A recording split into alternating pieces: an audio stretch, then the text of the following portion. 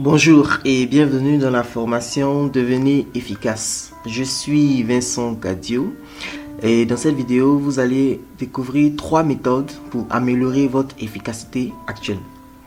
À la fin de cette vidéo, vous saurez définir vos priorités, améliorer votre vitesse d'exécution et utiliser Google comme un pro. Mais avant de vous expliquer tout cela, permettez-moi de vous dire pourquoi vous devez m'écouter. J'ai de façon cumulée 12 années d'expérience professionnelle en entreprise. J'ai eu la chance de faire 3 des plus grandes multinationales télécom de ce pays, où travailler sous pression, travailler sous le stress et être productif est nécessaire et obligatoire. Donc j'ai également eu, à côté de toute cette longue expérience, le temps, la possibilité d'écrire une dizaine d'ouvrages. Donc je crois qu'en matière de productivité, en matière d'efficacité, je peux donner quand même 2 ou 3 conseils qui peuvent être utiles à toute personne qui a envie de s'améliorer dans ce domaine-là. Prenez de quoi noter pour ne manquer aucune partie de cette vidéo parce que je vais vraiment rentrer dans les détails. Pour devenir productif et efficace, vous devez savoir faire un certain nombre de choses. Vous devez avoir une excellente organisation personnelle. Vous devez savoir gérer votre temps. Vous devez savoir définir les priorités. Vous devez savoir avoir une bonne vitesse d'exécution. Vous devez maîtriser Google pour aller vite. Vous devez savoir lire vite et écrire vite. Vous devez savoir tirer le maximum de profit de Word, PowerPoint qui sont les outils qu'on utilise pratiquement le plus en entreprise. Vous devez développer votre savoir-faire. Vous devez apprendre à savoir faire, c'est-à-dire faire travailler les autres. Et vous devez savoir tirer le maximum de votre équipe dans le cas où vous avez déjà une équipe à gérer. Dans le cas de cette vidéo, nous allons voir seulement que les 3 points en rouge. Si vous devez devenir efficace, il faut que vous puissiez savoir définir vos priorités.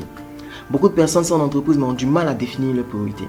Donc pour ça, moi je souhaiterais parler de ces quelques éléments ici. Le premier élément dont je vais parler, c'est la matrice d'Eisenhower qui permet de définir toutes les tâches en fonction du critère urgent et important. Donc tous les matins, vous devez définir toutes les actions que vous avez à réaliser en fonction de ces 2 critères. Vous aurez des actions qui sont très urgentes et très importantes, des actions qui seront très urgentes mais pas importantes. Vous aurez des actions qui ne sont pas urgentes mais qui sont très importantes et vous aurez des actions qui ne sont pas urgentes et pas importantes. Qu'est-ce qu'il faut faire? Pour les tâches qui sont très urgentes et très importantes, vous devez arrêter tout et vous devez les traiter en priorité. Vous devez les traiter en priorité, c'est votre priorité de la journée. Finissez tout ce qui est très urgent et tout ce qui est très important. Une fois que vous avez fait ça, vous devez apprendre à négocier des délais. Négocier des délais pour toutes les tâches que vous avez à faire. Lorsqu'on vous confie une nouvelle tâche, vous devez faire ce que j'ai appelé les 4 R. Et dernière chose dont je voudrais parler ici en termes de priorité, c'est que vous devez noter tout. Noter tout. Ok. Oubliez d'avoir fait quelque chose ou oublier une tâche qu'on vous a confiée peut être considéré comme une faute grave et peut être un motif peut-être même de licenciement. Donc, ou notez tout ce qu'on vous demande comme action à faire. Même si c'est dit de façon informelle dans les couloirs, ayez toujours un bloc-notes pas loin, allez noter cela et mettez-vous là-dessus et travaillez-y. Ça, c'est ce que je voulais dire rapidement sur la section définir les priorités. Désolé d'y aller un peu vite, mais bon, je ne vais pas rendre cette vidéo très longue.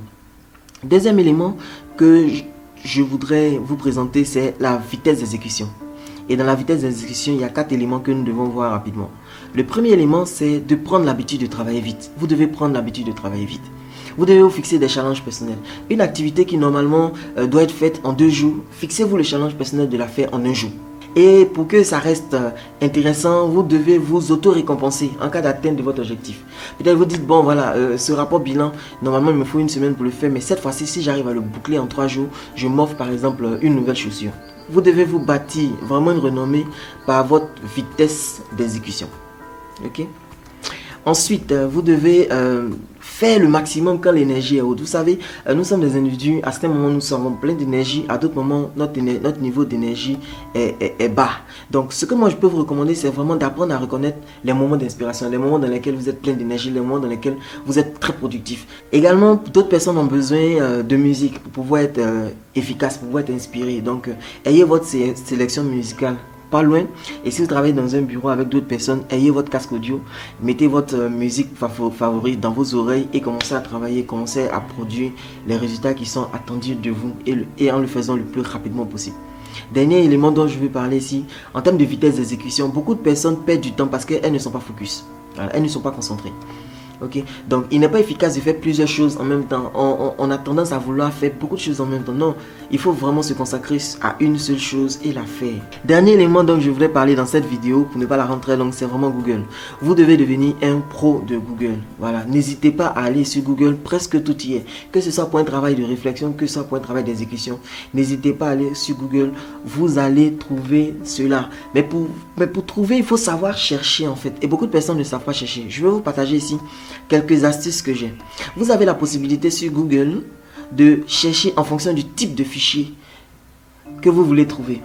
Ok, il n'y a pas que des pages HTML. Vous pouvez trouver également des fichiers Word. Donc, pour comment trouver, vous devez utiliser une petite syntaxe qui s'appelle file type. F-I-L-E-T-Y-P-E, file type 2 points. Et vous tapez ce que vous voulez. Donc, vous pouvez trouver par exemple des documents en Word. Les points doc, ça marche. Donc, vous pouvez trouver par exemple un document en Word. Si vous cherchez un modèle de contrat ou peut-être un modèle de CV, vous pouvez faire modèle de CV, file type 2 points doc. Vous allez trouver des fichiers qui vont venir en Word. Donc, qui sont directement modifiables. File type 2.xls, c'est pour trouver les fichiers en Excel, au format Excel. Donc si vous avez par exemple besoin d'un modèle de facture, d'un modèle de tableau de bord, vous pouvez écrire ça et vous mettez file type 2.xls et vous allez trouver des documents sous Excel. Il y a également file type 2.pdf. Vous pouvez trouver des documents PDF, ça peut être des e-books, des livres électroniques, etc., etc. Donc pour les trouver, vous pouvez faire file type 2.pdf. Et puis ensuite, file type 2.ppt, c'est pour tout ce qu'il y a comme fichier PowerPoint. Sur Google également, en tant que pro, désormais, vous pouvez rechercher une information sur un site internet en particulier. Peut-être que vous avez visité un site et vous avez trouvé un document, mais vous ne retrouvez plus le document. Donc, vous pouvez aller sur le site internet en question et faire la recherche sur Google à partir de ce site-là. Donc, vous avez juste à taper votre mot-clé, espace, vous tapez site, SIT, 2 points, et puis le nom du site, l'adresse du site, et vous allez pouvoir y arriver. Par exemple, vous pouvez aller sur Google, vous tapez CV, espace site 2.planmarketingmix.com. Je vous ai réservé une petite surprise là-bas. Autre élément, c'est que les gens se limitent beaucoup en fonction du nombre de résultats par page. Ok, généralement par défaut Google met 10 résultats par page, mais vous pouvez aller beaucoup plus loin. Donc pour ça, vous venez sur Google, vous venez ici sur la clé de roue qui est là, qui permet de modifier les paramètres. Vous cliquez là-dessus et vous cliquez sur paramètres de recherche. Lorsque vous cliquez sur paramètres de recherche, vous êtes envoyé dans une option qui permet de modifier les paramètres de recherche. Et vous voyez ici, au niveau des résultats par page, c'est marqué 10. Mais vous pouvez augmenter jusqu'à 100. Donc moi, je vous recommande, par exemple, d'augmenter vos résultats jusqu'à 100. Souvent, il peut être nécessaire de trouver des noirs. On veut faire une illustration, mais on n'a pas envie que ce soit, par exemple, des photos de blanc. Ok, des photos de blanc. Sans aucun racisme. Ok. Comment faire pour avoir des noirs? Pour avoir des noirs, bien, vous utilisez cette commande-là. Vous écrivez en dessous, après votre recherche, African American. African American. Quand vous tapez African American, ça va vous ramener des personnes qui ont la peau noire. Ok. Donc, c'est ce que je vais faire. Je vais taper African American. Quand je valide ma recherche, automatiquement, ça me ramène maintenant des photos avec des gens qui ont la peau noire. Ok. Voilà. Donc voici une astuce pour trouver des noirs, pour illustrer vos sites internet, pour illustrer vos présentations PowerPoint avec des gens de couleur noire. Donc voici rapidement présenter des éléments qui vont vous permettre d'améliorer votre productivité et d'améliorer votre efficacité. C'est trois des éléments dont je voulais parler, mais vous voyez que vous devez travailler sur votre organisation personnelle, vous devez travailler sur la gestion du temps. En plus de ce qu'on a vu rapidement, vous devez également travailler sur comment lire vite, écrire vite, comment utiliser efficacement Word et PowerPoint, comment améliorer votre savoir-faire et tirer le maximum de votre équipe. Maintenant que vous avez vu une partie du contenu de la formation Devenir efficace, vous avez deux choix.